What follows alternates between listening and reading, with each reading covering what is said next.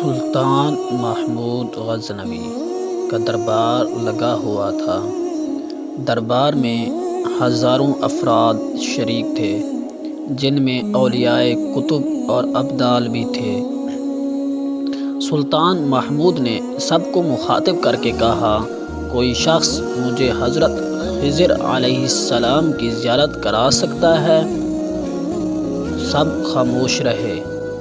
دربار میں بیٹھا ایک غریب دیہاتی کھڑا ہوا اور کہا، میں زیارت کرا سکتا ہوں۔ سلطان نے شرائط پوچھی تو عرض کرنے لگا، 6 ماہ دریا کے کنارے چلہ کاٹنا ہوگا، لیکن میں ایک غریب آدمی ہوں، میرے گھر کا خرچہ آپ کو اٹھانا ہوگا۔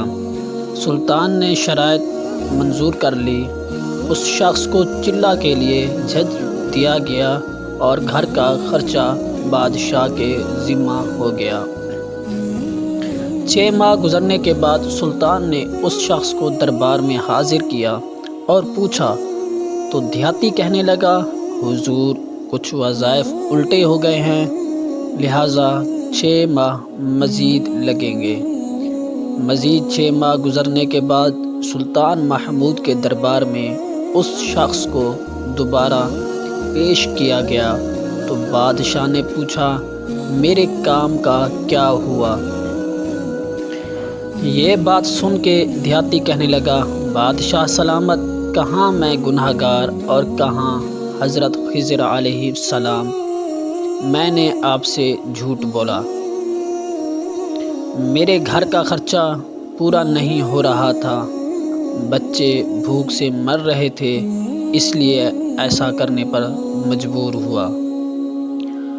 سلطان محمود غزنوی نے اپنے ایک وزیر کو کھڑا کیا اور پوچھا، اس شخص کی سزا کیا ہے؟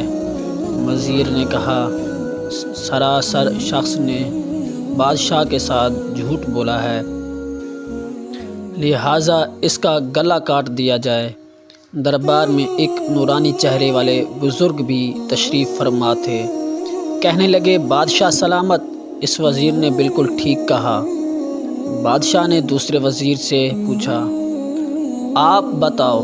اس نے کہا، اس شخص نے بادشاہ کو دھوکہ دیا ہے، اس کا گلا نہ کاٹا جائے بلکہ اسے کتوں کے آگے ڈالا جائے تاکہ یہ ذلیل ہو کہ مرے، اسے مرنے میں کچھ وقت تو لگے۔ دربار میں بیٹھے اسی نورانی چہرے والے بزرگ نے کہا، بادشاہ سلامت، یہ وزیر بالکل ٹھیک کہہ رہا ہے۔ سلطان محمود غزنوی نے اپنے پیارے غلام ایاز سے پوچھا، تم کیا کہتے ہو؟ ایاز نے کہا، بادشاہ سلامت، آپ کی بادشاہی سے 1 سال ایک غریب کے بچے پلتے رہے، آپ کے خزانے میں کوئی کمی نہیں آئی اور نہ ہی اس کے جھوٹ سے آپ کی شان میں کوئی فرق پڑا۔ اگر میری بات مانیں تو اسے معاف کر دیں، اگر اسے قتل کر دیا تو اس کے بچے بھوک سے مر جائیں گے۔ ایاز کی یہ بات سن کر محفل میں بیٹھا وہی نورانی چہرے والا بابا کہنے لگا، ایاز بالکل ٹھیک کہہ رہا ہے۔ سلطان محمود غزنوی نے اس بابا جی کو بلایا اور پوچھا، آپ نے ہر وزیر کے فیصلے کو درست کہا، اس کی وجہ مجھے سمجھائی جائے۔ بابا جی کہنے لگا، بادشاہ سلامت، پہلے نمبر پر جس وزیر نے کہا اس کا گلا کاٹا جائے وہ قوم کا قصائی ہے اور قصائی کا کام ہے گلے کاٹنا۔ اس نے اپنا خاندانی رنگ دکھایا، غلطی اس کی نہیں آپ کی ہے کہ آپ نے ایک قصائی کو وزیر بنا لیا۔ دوسرا جس نے کہا اسے کتوں کے آگے ڈالا جائے، اس وزیر کا والد بادشاہوں کے کتے نہلایا کرتا تھا، کتوں سے شکار کھیلتا تھا، اس کا کام ہی کتوں کا شکار ہے، تو اس نے اپنے خاندان کا تعارف کرایا۔ آپ کی غلطی یہ ہے کہ ایسے شخص کو وزارت دی، جہاں ایسے لوگ وزیر ہوں وہاں لوگوں نے بھوک سے ہی مرنا ہے، اور تیسرا ایاز نے جو فیصلہ کیا تو سلطان محمود سنو، ایاز سید زادہ ہے۔ سید کی شان یہ ہے کہ سید اپنا سارا خاندان کربلا میں ذبح کرا دیتا ہے مگر بدلہ لینے کا کبھی نہیں سوچتا۔